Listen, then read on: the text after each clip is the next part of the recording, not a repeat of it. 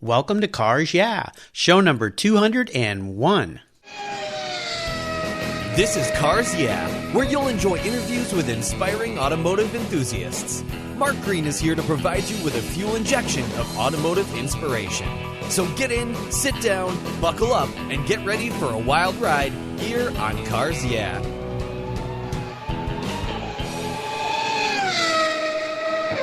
Have you turned your key and heard that dreaded tick, tick, tick, tick because of a dead battery? No worries. I've got the Naoko Genius Boost Jump Starter. This compact tool fits in your glove box and features rechargeable lithium battery technology that will start a dead battery in your car, boat, truck, or RV. It packs a whopping 12-volt, 400-amp starting power and can start up to 20 dead batteries on a single charge. Plus, it has built-in spark-proof technology with reverse polarity protection to safely jumpstart your vehicle. The compact, ergonomically designed clamps are solid copper for maximum conductivity, and there's a built-in ultra-bright dual LED flashlight with 7 modes, including an SOS emergency strobe. It's easily rechargeable with a USB outlet, and you can charge your smartphone or tablet while you're on the road. Works on any 12-volt lead-acid battery. The Genius Boost from Naoko is the ultimate emergency tool that's safe and easy to use. Quality design, state-of-the-art technology from Naoko, your battery care source since 1914. Get yours at geniuschargers.com. Hello, automotive enthusiasts. Today I am so excited to introduce a very special guest and a good friend, Louie Shefchik. Louie, are you buckled up and ready for a fun ride? We are ready to go, Mark. All right. Great to have you here. Louie Shefchik is the owner of J&amp Fabricating in Puyallup, Washington. Since 1981, Louie and his talented team have been restoring and building vintage race cars, hot rods, concours cars, and collector cars for automotive enthusiasts who demand the best in craftsmanship and expertise. Louie's passion goes way back to 1972 when he was just 15 years old and he filled a mechanic's position on Salt Walther's Indy Car team. Today, J&amp celebrates over 30 years of design, engineering, building, and fabricating parts for some of the most famous race cars ever built. They also offer trackside support and transportation to racing events around the country and the world, giving their customers an arrive and drive convenience, further enhancing the vintage racing experience. Louie, I've told our listeners just a little bit about you. Would you just take a little bit of time and share some more about your history, about your business, your interest, and, of course, your passion for race cars? Sure, Mark. Well, I would say pretty well started with my dad back when I was really young. My dad has a background in open wheel racing, midget racing, sprint cars, that type of thing. Mm-hmm.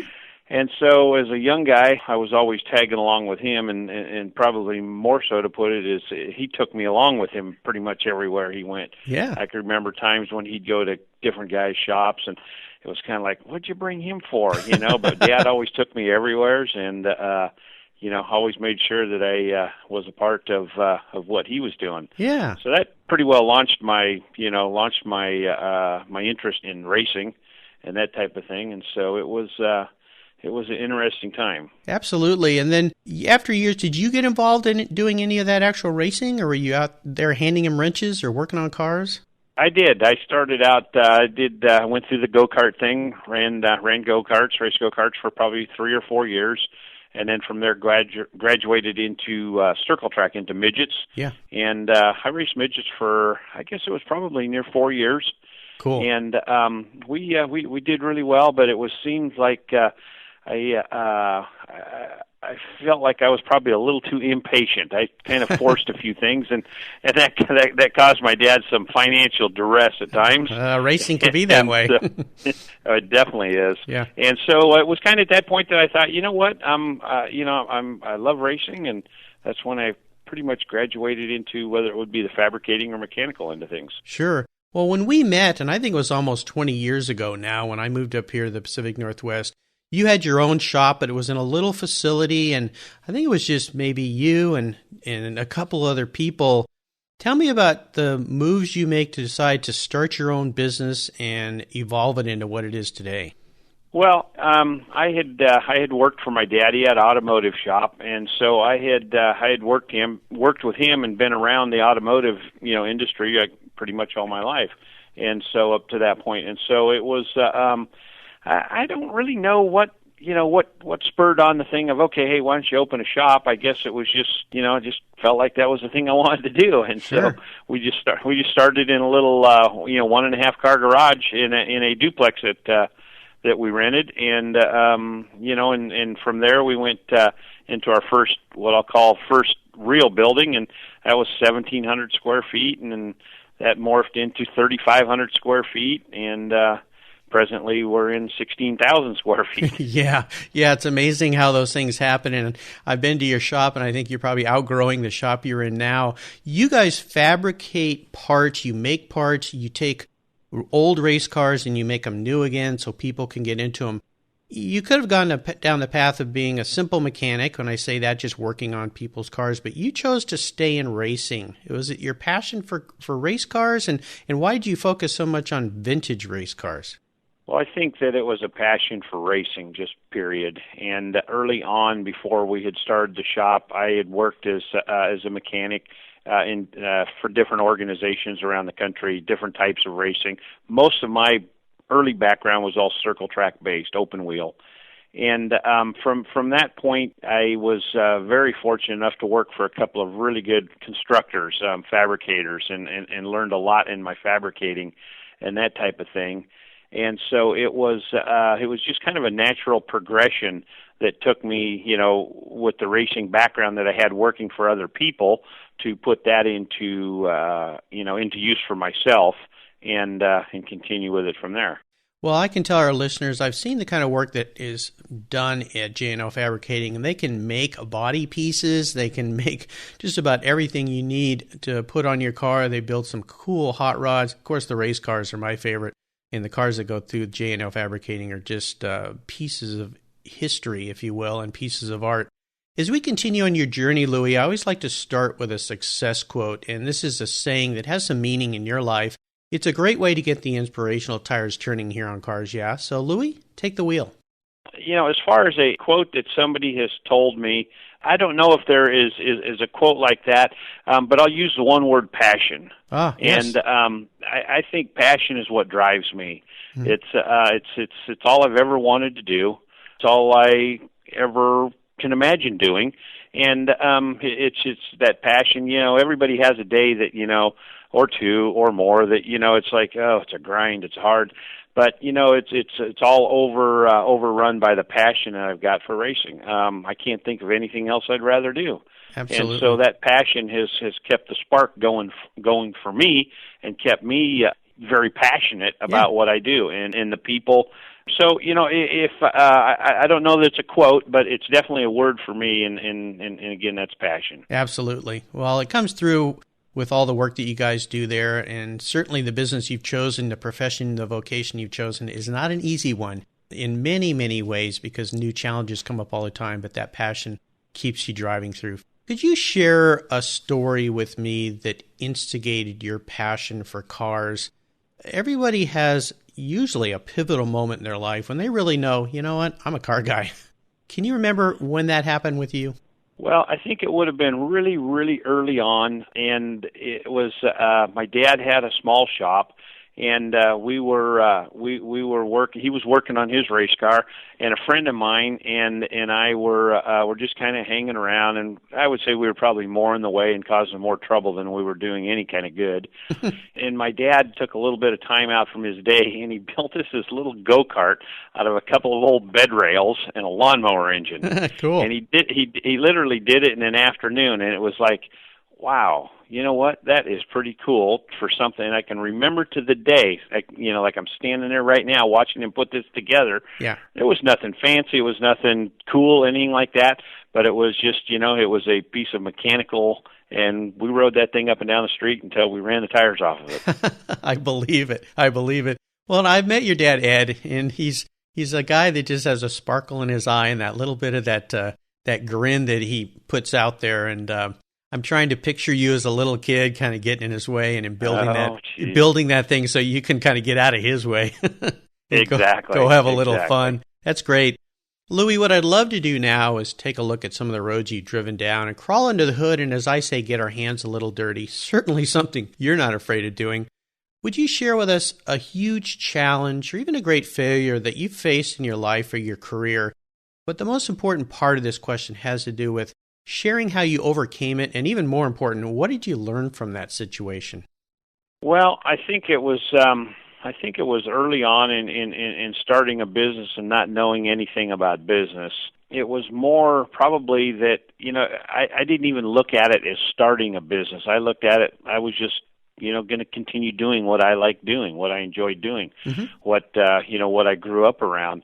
And so it was getting started, and being small, you didn't have a lot of things to be concerned about. Most of it was getting the work done and getting the work out, and collecting the money, because we're no longer working for a weekly paycheck. Everything was driven by what you were able to produce. Sure. And from that point, things, I would say probably the biggest struggle for me in those times were knowing when you could bring on somebody else. You had so much work you couldn't get it done. You were behind, so you'd bring on somebody else, and then with that you bring on. I've always looked at it as like, I'm not just hiring an employee to have another employee. I feel a responsibility. I have to have, now that person's livelihood is depending on what I can produce as well. Sure. And so, you go from 1 to 2, and, next thing you're looking at, down the road, you've got, 15 people. And then, and it's, for somebody who is able, I was very blessed with being able to somebody show me how to do something, and I was able to learn what they were teaching, and then put that into everyday use in the things that I was doing, as far as from a mechanical or from a fabricating side of things, but then being able to teach that to somebody else. That was always probably my biggest struggle, was being able to pass that part on to someone else. Yeah, it's a very common thing with entrepreneurs. We all want to do it all our own way, our own self, because we feel we can, and delegating that work to someone else can be a real challenge, and realizing that, maybe they don't do it exactly how I do it, but they get it done well. And of course, you start to learn the real joy of hiring the right people who you can just say, I need that done, and you don't have to worry about them anymore. They just go do it. I had a guy once tell me that when a good guy comes through the door, and that he's got the credentials behind him, he's got the skill, he's got the dedication. In my case, he's got the passion for what you're doing.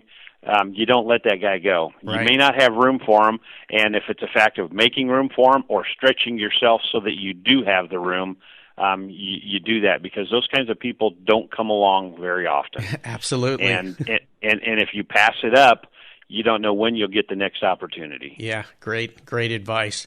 Louie, let's shift gears here and go to the other end of the spectrum. I'd love for you to share a story when you had one of those aha moments in your business, a time when you realized, I think this is a good idea. This is really going to make it. And tell us the steps you took to turn that aha moment into a success. Well, I had a couple of very good friends, and it comes, I can't tell you the day, but I can tell you the time in my life. A couple of very good friends presented me with a book and gave me some direction on growing a business to the next level. And I'm sure you're familiar with this, Mark, because you were one of those people. Well, thank you. And it shared with me how to go about thinking and laying out the plan for where you're going to go to the next point. Sure. And it was the type of thing, as I'd said earlier, when to bring on the right people, when to add to, when to go.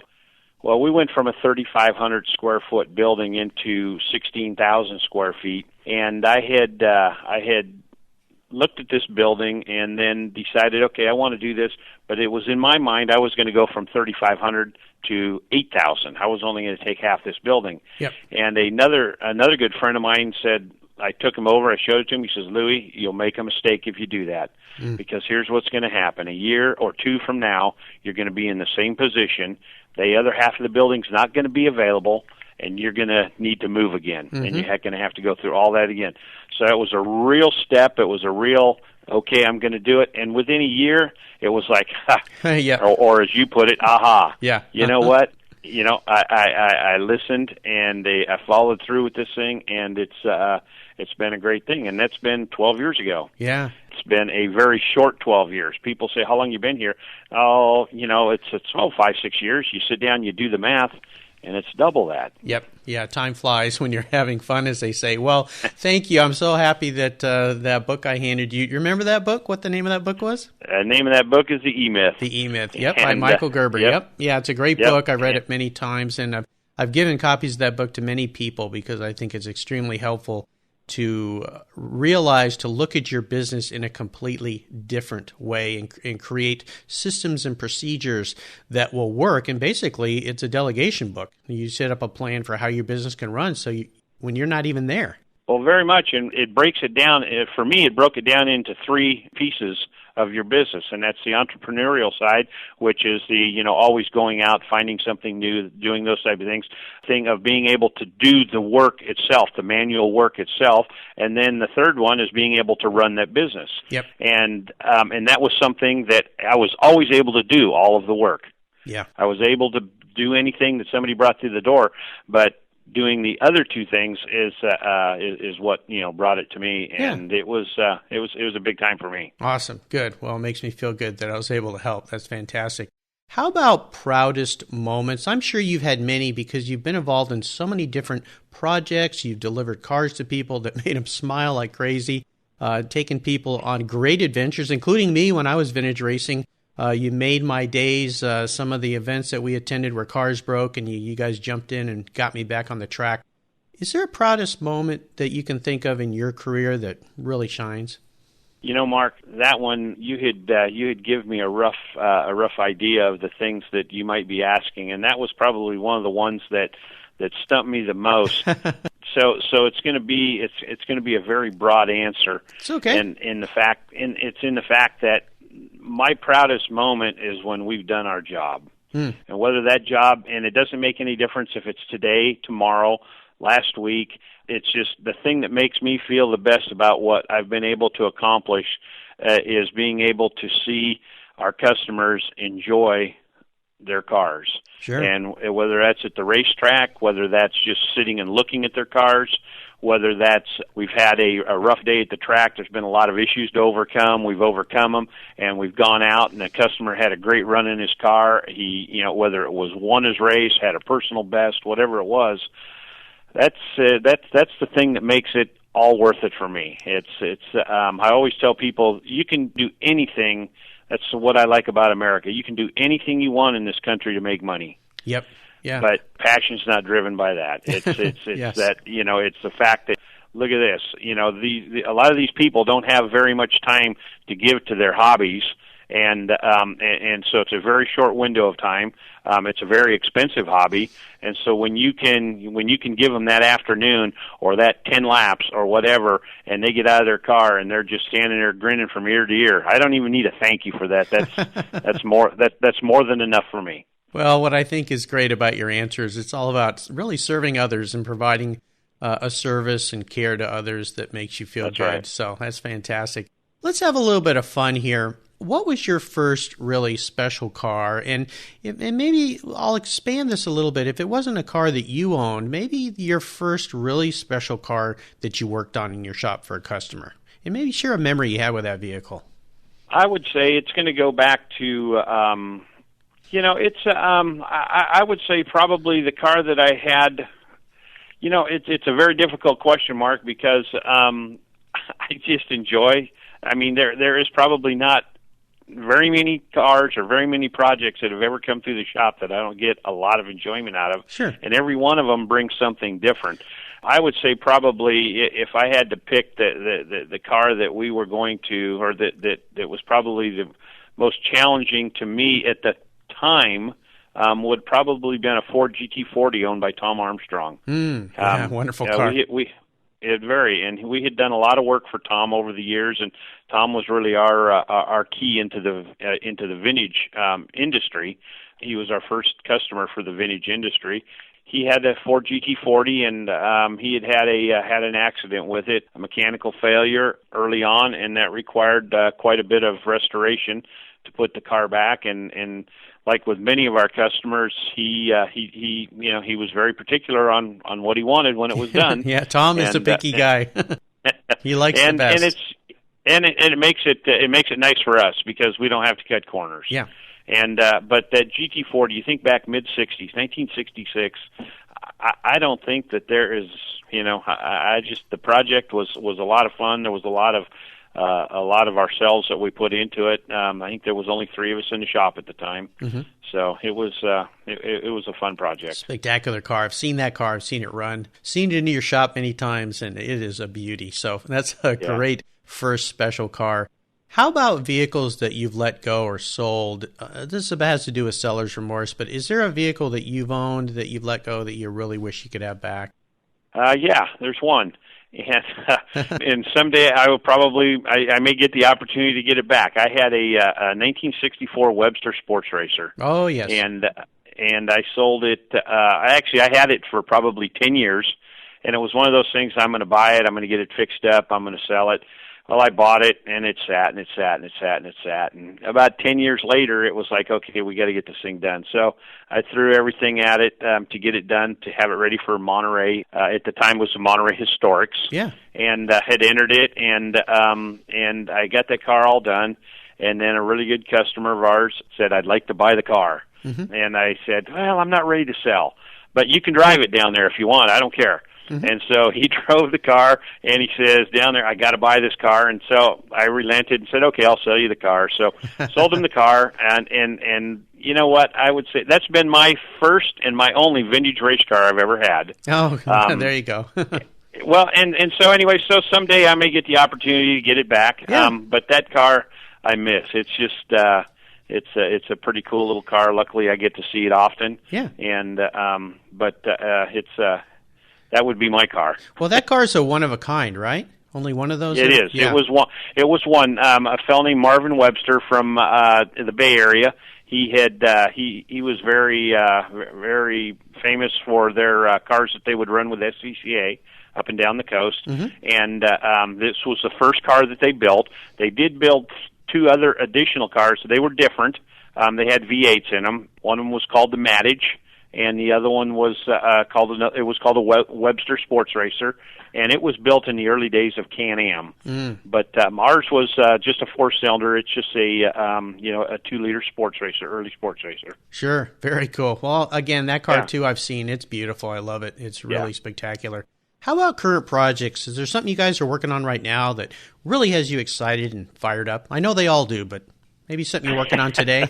I know. You keep pinning me down to one particular I know. On several of your questions. Of course. I really like a lot of the stuff that we do, the fabricating end of it, whether you want to call it the spine of the project. And we've got a DN5 Formula One car in here right now that had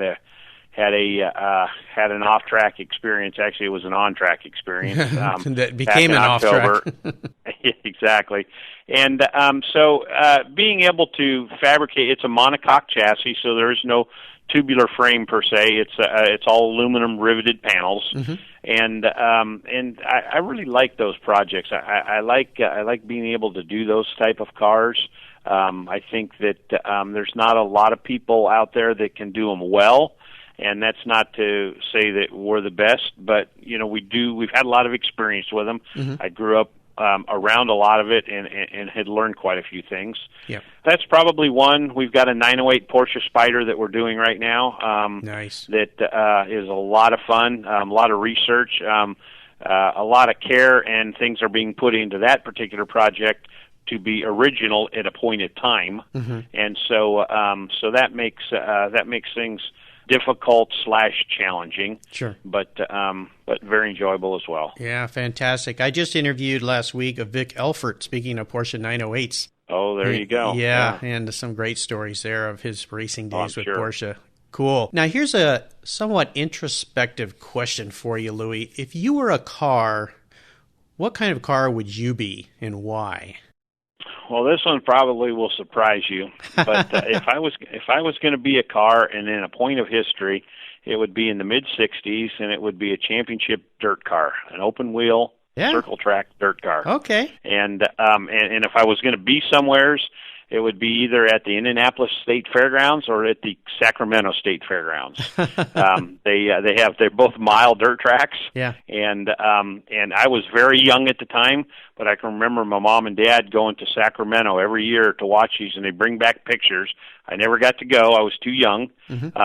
I've got quite a collection of those car in models in my office. Yeah. And that's the early days of Mario Andretti, A.J. Foyt, Johnny Rutherford, Roger McCluskey, Judd Larson, several people that had passed in racing, as well, because of the danger that those cars possess. But they were it has nothing to do with road racing or any of the probably mainstay of what I'm in, but that's my roots. That's what I really enjoy, and that's what I would be. There you go. Well, that's why I like to ask that question. It brings out some surprises for many times with my guests, so I love it. We're about to enter the last lap, but before we do, here's a word from our sponsor and Cars Yeah guest, Dwight Knowlton. Carpe Diem, seize the road. It's the motto at carpegear.com, where you'll find The Little Red Racing Car, an award-winning book written and illustrated by passionate car guy Dwight Knowlton. It's a spectacular way to introduce children to the love of cars. It's an inspirational award winner, and Yahoo Autos calls it the best kids' car book ever. Plus, it's printed in the USA. I may be an adult, but this kid loves The Little Red Racing Car. Dwight is finishing a second book in collaboration with Sir Sterling Moss about the story of his record-breaking win of the 1955 Mille Miglia. Check out Dwight's Carpe Diem brand, where you can find his book, shirts, and more that embrace his Seize the Road philosophy. Enjoy Carpe Diem at carpegear.com, and be sure to sign up for his newsletter while you're there. That's carpegear.com, C-A-R-P-E gear.com. All right, we're back, Louie, and this is the last lap. And this is where I'm going to fire off a series of questions and ask you to give our listeners some very quick blips of the throttle answers. So are you ready? All set. What is the best automotive advice you've ever received? Probably the best thing that I have ever received, and it was early on in 1973. I was working back in Indianapolis, and the fellow I worked for was he told me, he said, if you're going to be in this realm of racing, he says, safety first. He told me his name was Johnny Caples. And Johnny Caples. Johnny Caples. Very cool name. Yeah, and he said safety first. Safety he said first. You are responsible for these guys' lives and in their preparation of the cars and having them ready. So he said, always remember that. You'll never go wrong. Yeah, well, so true, and it's so funny how those words have brought themselves forward to the profession you're in now because of the work you're doing in preparing cars for people. Great advice. Would you share one of your personal habits that you believe has contributed to your success? That's an easy one. That comes from my dad, and that's my work ethic. Yep. And that failure is not an option. There you go. It's early on. My dad would see things through, and that was something that I always saw. And he made a comment to me one day. He said to me, Louie, he said, I bought a piece of property from him, and he said after I paid him off, he says, I never ever once worried that I wasn't going to get my monthly check. And that was instilled in me from him, and that's just my work ethic and just seeing it through to the end. Sure. Well, and I can attest to that because we're doing this interview at 6:30 in the morning, and I know Louie's probably been in the shop for a while, and he'll be in the shop late, and he's there on Saturdays and sometimes Sundays and at the track. So, yeah, it takes a lot of hard work. But it's all driven by passion, Mark. Yep, there you go. Do you have a resource that you would like to share with our listeners? And I understand there are lots of great resources out there, but maybe one that you think they would enjoy. Maybe it's a website they should visit, or a blog, or a supplier, or even a person. Yeah, I'm going to say Phil Riley. Ah, yes, great guy. Phil Riley from Corte Madera, California. Yep. Phil has been a very long-time friend. We share the same passion of the open wheel, and has run a very, very successful restoration business, and been able to call him anytime that I ever needed to. Yep. So that would be my one person. Oh, perfect. I've been trying to get him on the show, too, so Maybe you can have you give them a call and say, hey, I did it. Now you're up. So I'll do it. Okay, great. Okay, now we'll ask you about a book. Is there one book that you think our listeners should get their hands on? Well, we've already passed through that one, Yep. and that's the E-Myth. Yep. And if for anyone who has, it really doesn't matter what business that you want to go into, be it automotive, which is where I'm at, or whatever, being able to understand all the different facets. That was a big help for me. It broke it down very simply. Yep. And I will say that people had given me books before, told me about books before. I'm a big one on timing, and it was all in the timing. It was the time that book was presented to me, the time in my life, the point in business where I was, and so that would be my book. Awesome, yeah. Michael Gerber has since written a bunch of different books, the E-Myth, some of them directed to specific businesses, but when I first read that book, it helped me a lot in the business I was in as well. So awesome book, great reference. All right, I'll remind our listeners that you can find links to all these great resources that Louie has shared with us at carsyeah.com/Louie Shefchik. And Louie's last name is a little unique, Shefchik. All right, Louie, we're up to the checkered flag. And this last question can be a real doozy for some people. If you could only have one collector car in your shop, in your garage, you can't sell it to buy a bunch of other cars with, so that little trick's off the table. But money's no object, and I'll buy you whatever you'd like today. Even if somebody doesn't want to sell it, what would that vehicle be and why? That would have to be a 1965 Watson Championship dirt car.